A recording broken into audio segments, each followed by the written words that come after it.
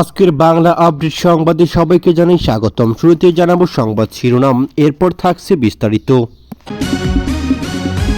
শুরুতে জানাবো বাংলাদেশকে বাঁচাতে শীঘ্রই দেশে ফেরার পরিকল্পনা শেখ হাসিনার, বিস্তারিত থাকছে প্রতিবেদনে। আরও জানিয়ে দেব ছাত্রলীগের মিছিলের ভিডিও ফেসবুকে প্রকাশের পর গ্রেপ্তার 3 জন, বিস্তারিত থাকছে প্রতিবেদনে।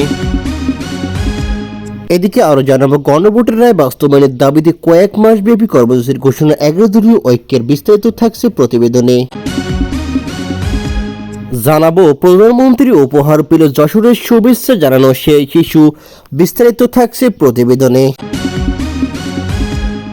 আরও জানাবো বছরের শেষ নাগাদ বাংলাদেশে ফেরার ঘোষণা দিলেন সাকিব আল হাসান, বিস্তারিত থাকছে প্রতিবেদনে।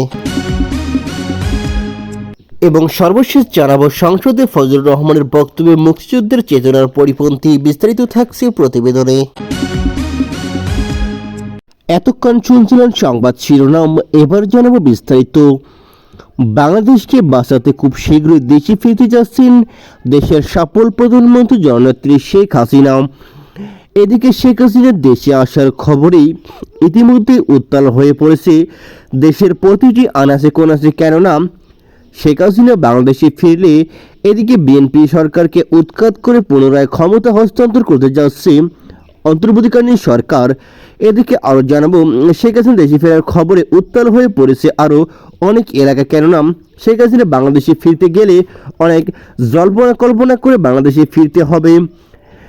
এদিকে আরও জানা যায় গত কয়েকদিনে কুমিল্লা সীমান্তে বিভিন্ন পয়েন্টে সাধারণ মানুষের সঙ্গে কথা বলে জানা যায় জুলাই বিপ্লবে শেখ হাসিনা সরকারের পতনের পর বিপুল সংখ্যক আওয়ামী লীগ নেতাকর্মী অবৈধভাবে ভারতে অবস্থান নেন। এখন বিএনপি সরকার গঠনের পর তারা অবৈধভাবেই বাংলাদেশে ঢুকছেন, কারণ হাতে গোনা কয়েকজনের পাসপোর্ট থাকলেও বেশিরভাগ নেতাকর্মী পাসপোর্ট নেই। এজন্য জানা যায় তারা কুমিল্লা সীমান্তে বিভিন্ন পয়েন্ট দিয়ে প্রবেশ করছে বাংলাদেশে। এদিকে আরও জানা যায় গোয়েন্দা সূত্রে জানা যায় ভারতে ফেরত নিষিদ্ধ ছাত্রলীগ নেতা কুমিল্লা আওয়ামী লীগের সাবেক কয়েকজন এমপির অর্থায়নে বিদেশি অস্ত্র নিয়ে দেশে ঢুকেছিলেন। তারা উদ্দেশ্যে দেশের মধ্যে অরাজকতা সৃষ্টি করেছে। সূত্র জানায় নিষিদ্ধ ছাত্রলীগের নেতাকর্মীরা অস্ত্রের মজুত করেছে কুমিল্লার সাবেক এমপি আকরাম বাহাউদ্দিন বাহার, সাবেক অর্থমন্ত্রী লোটাস কামাল, সাবেক এলজিডি মন্ত্রী তাজুল ইসলাম ও সাবেক রেলমন্ত্রী মজিবুল হকের অর্থায়নে। এদিকে স্থানীয়দের সঙ্গে কথা বলে জানা যায় জুলাই বিপ্লবে ছাত্র হত্যার প্রায় ডজন খানেক মামলায় আসামি কুমিল্লা দক্ষিণ জেলা আওয়ামী লীগের সিনিয়র যুগ্ম সাধারণ সম্পাদক। স্থানীয়দের অভিযোগে দেশে ফিরেই আওয়ামী লীগের নেতাকর্মীদের প্রতি একত্রিত করার ঘোষণা দিয়েছেন সাজ্জাদ হোসেন স্বপন। দিনের আলোতেও ঘোরাফেরা করলেও পুলিশ তাকে ধরছে না। আওয়ামী লীগ পুনর্বাসনে বিএনপির কোনো মদত আছে কিনা জানতে চাইলে বিএনপির কুমিল্লা বিভাগীয় সহ সাংগঠনিক সম্পাদক হাজী মোস্তাক মিয়া আমার দেশকে বলেন, ব্যক্তিগতভাবে কারোর সঙ্গে আওয়ামী লীগের নেতাদের কোনো সম্পর্ক আছে কিনা এটা আমি জানি না। দলীয়ভাবে তাদের প্রশ্রয় দিতে হবে এ ধরনের কোনো নির্দেশনা আমাদের কাছে নেই, কারণ তাদের কার্যক্রম তো নিষিদ্ধ। কার্যক্রম নিষিদ্ধ কোনো সংগঠনের কাজ তো চলতেই পারে না। এদিকে বিএনপির একাধিক নেতা জানান কুমিল্লার কয়েকজন বিএনপির বড় মানের নেতা আওয়ামী লীগের চেয়ারম্যান মেম্বারদের আশ্রয় দিয়ে লিখে রেখেছেন। কয়েকজন আওয়ামী লীগ চেয়ারম্যান ইতিমধ্যেই বিএনপিতে যোগ দিয়েছেন।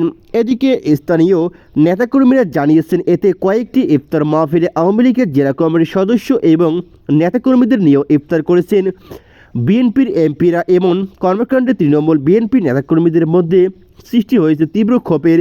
তৃণমূল বিএনপি নেতাকর্মীরা বলেছেন, যারা গত 17 বছর আমাদের উপর অত্যাচার নির্যাতন করেছেন, ক্ষমতায় আসার 1 মাসের মাথায় তাদের নিয়েই ইফতার করেছে আমাদের এমপিরা।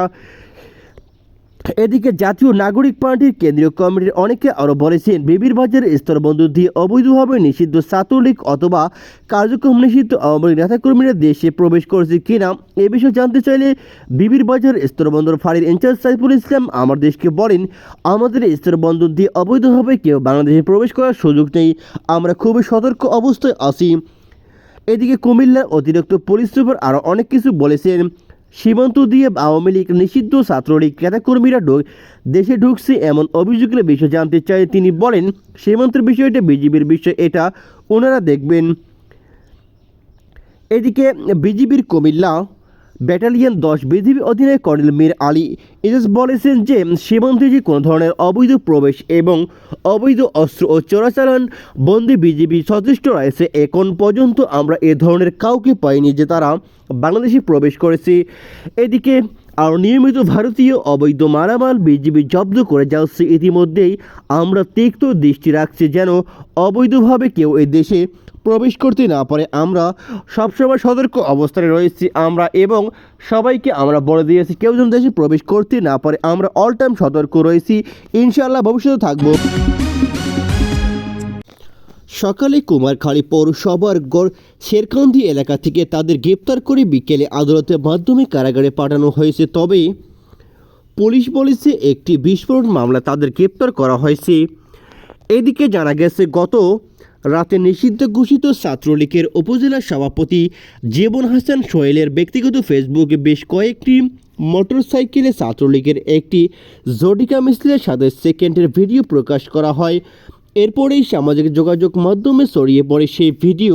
পরে সকালে শেরকান্দি এলাকায় অভিযান চালিয়ে মিছিলে জড়িত থাকার সন্দেহে 3 জনকে আটক করা হয়।